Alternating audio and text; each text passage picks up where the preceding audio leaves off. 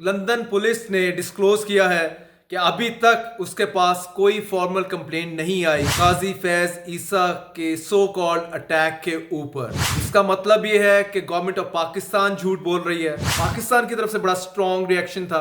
अब fake news नहीं होगा। फेक न्यूज़ सिर्फ वो होती है जो कि ओवरऑल मतलब जो गवर्नमेंट के अगेंस्ट जा रही हो। जो गवर्नमेंट खुद फेक न्यूज़ चलाए या गवर्नमेंट के जो प्रो मीडिया आउटलेट्स हैं वो दिन रात फेक न्यूज़ रन करते जाएं, फैक्ट्री से बना बना के चर्न आउट करते जाएं, उसके ऊपर कोई नोटिस नहीं। वहाँ पे काजी फैज ईसा के साथ जो हुआ क्या हैकलिंग हुई है यार, उसका मजाक उड़ाया गया है।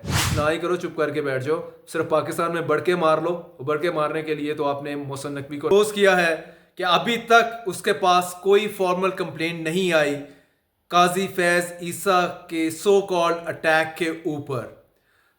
इसका मतलब यह है कि गवर्नमेंट ऑफ पाकिस्तान झूठ बोल रही है। पाकिस्तानी हाई कमिश्नर वहां पे बैठ के लंदन में वो झूठ बोल रहा है। झूठ इसलिए बोल रहे हैं कि उस वक्त काजी फैज ईसा की अच्छी खासी बेइज्जती हुई। काजी फैज ईसा अक्टूबर 29 को मिडिल टेम्पल, जिसे आप काइंड ऑफ कोर्ट कह लें, वहाँ पे डिनर अटेंड कर रहे थे। उनके एजाज़ में ये तकरीब थी।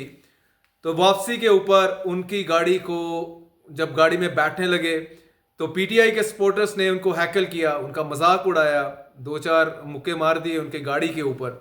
काजी साहब और काजी साहब की फ्राइटेंड वाइफ सरीना ईसा, तो वो वहाँ से ऑफ कोर्स सारे सीन से निकले हैं और जाके पाकिस्तानी हाई कमीशन में ही जाके अगला स्टॉप लगाया उन्होंने।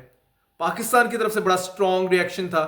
पाकिस्तानी गवर्नमेंट की तरफ से, इंटीरियर मिनिस्टर मोहसिन नकवी की तरफ से, कि जी जो इस सो कॉल्ड हमले में लोग शामिल हैं, हम इनके पासपोर्ट मनसूख कर देंगे, CNIC शनाख्ती कार्ड मनसूख कर देंगे और इनके ऊपर केसेस चलाएंगे। इस तरह की बातें थीं। लेकिन इससे पहले जो लंदन से ख़बर आ रही है उसके बारे में मैं आपको बताता चलूँ। और ये उसमें डॉन में ये खबर कैटेगोरिकल है और अगर गवर्नमेंट इसको डिनाई कर सकती है तो सबसे पहले तो मेरा ख्याल डॉन ही आड़े आएगा।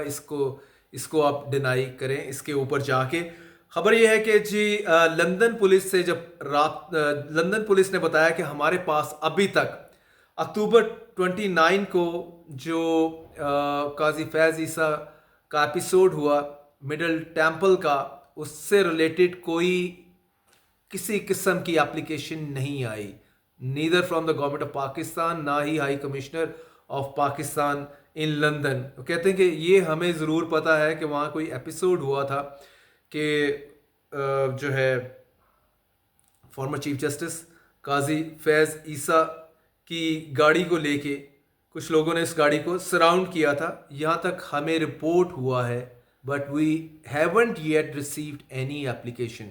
और इंटरेस्टिंगली आपको मैं बता दूं कि लोकल मीडिया, इवन जो लीडिंग मीडिया है जो कि गवर्नमेंट को सपोर्ट कर रहा है ओपनली, उसने तो पूरे फटे लगा दिए थे। 4 कॉलम की खबरें लगा दी थी कि पाकिस्तानी गवर्नमेंट ने वहाँ पे लंदन पुलिस को जो है वो फॉर्मली कंप्लेन लॉन्च कर ली है। कुछ पीटीआई के लोगों के नाम भी दे दिए थे उस खबर के मुताबिक, जो कि अब फेक न्यूज़ नहीं होगा। फेक न्यूज़ सिर्फ वो होती है जो कि ओवरऑल मतलब जो गवर्नमेंट के अगेंस्ट जा रही हो। जो गवर्नमेंट खुद फेक न्यूज़ चलाए या गवर्नमेंट के जो प्रो मीडिया आउटलेट्स हैं वो दिन रात फेक न्यूज़ रन करते जाएं, फैक्ट्री से बना बना के चर्न आउट करते जाएं, उसके ऊपर कोई नोटिस नहीं। सिर्फ फेक न्यूज़ वो लगेगी गवर्नमेंट को जो गवर्नमेंट के इंटरेस्ट को हर्ट कर रही है।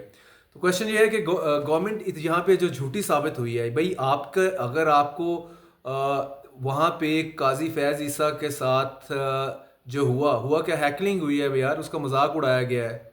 काजी फैज ईसा को वैसे शर्म आ गई सारे उसमें और जाहिर है अपनी इंसल्ट भी उन्होंने महसूस की। लेकिन कानून के मुताबिक, ब्रिटिश कानून के मुताबिक उनको किसी ने चपेड़ नहीं मारी, किसी ने कोई फिजिकल असॉल्ट नहीं किया।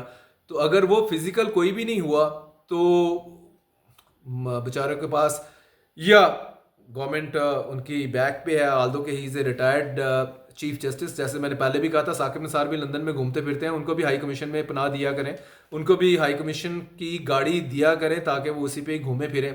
लेकिन ऐसा नहीं है। काजी फैज ईसा क्यों अभी तक रिटायरमेंट के बाद भी आपके साथ थिक एंड थीन है?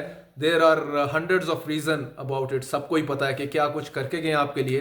तो उनके लिए आपका इतना तो बनता है कि उनको ब्रिटिश हाई कमिश्नर जाके रिसीव करे एयरपोर्ट, उसको हाई कमीशन में ठहराए, हाई कमीशन की गाड़ी दे और पूरा प्रोटोकॉल दे। इतना कर सकते हैं, उससे ज़्यादा आपसे हो नहीं पाया, ना ही आप कुछ कर पाए। कोई फिजिकल असॉल्ट हुआ नहीं था। ज़्यादा से ज़्यादा उनको गालियाँ पड़ी, एक दो मुक्के पड़ गए गाड़ी के ऊपर, तो वो कोई कंसिडर नहीं होता। और गवर्नमेंट ने ये सारा अपने लीगल ब्रेन से डिस्कस करने के बाद कि भाई वहाँ पे जाके बड़ी बेइज्जती होनी है, चंगा है कुछ ना ही करो, चुप करके बैठ जाओ। सिर्फ पाकिस्तान में बढ़ के मार लो। बढ़ के मारने के लिए तो आपने मोहसिन नकवी को रखा हुआ है, जो कि कहते हैं बलूचिस्तान की दहशतगर्दी एक एसएचओ की मार है। अभी तक वो एसएचओ नहीं उनको मिला, बाय द वे। तो सिमिलरली इधर भी बड़क मारी और उसके बाद गायब, गवर्नमेंट भी गायब। लंदन से हाई कमिश्नर की formal application London city police को, वो भी गायब और सुकून से बैठ के हैं। तो भाई अगर आप शाह से ज़्यादा शाह के वफादार मत बने। काजी फैज़ ईसा को खुद ही चाहिए था भाई कि उनको, अगर वो इतना ज़्यादा इंसल्ट फील की थी तो कहीं ना कहीं अपने आगे ट्विटर पे ही कहते यार बड़ी मेरी बेइज्जती हुई है, बड़ा, तो पीटीआई वालों ना करो मेरे नाल इस तरह, या कुछ इस तरह का जाते कि वहीं पे लंदन में हुआ कहते जनाब मुझे ये गाली पड़ी है और हो सकता है ये शख्स इसमें इन्वॉल्व हो, कोई जाके फॉर्मल कंप्लेन करते हैं। भैया आप कंप्लेन ना करके तो मजीद अपनी बेइज्जती करवा रहे हैं, तो ये नहीं आपको करवानी चाहिए। तो आपको चाहिए कि आप एक फॉर्मल कंप्लेन लॉन्च करें, जो काजी फैज़ ईसा के साथ हुआ है। तो आई थिंक अगर आप नहीं करते तो ये चैप्टर यहाँ क्लोज्ड है और इसको फिर क्लोज ही रहने दें।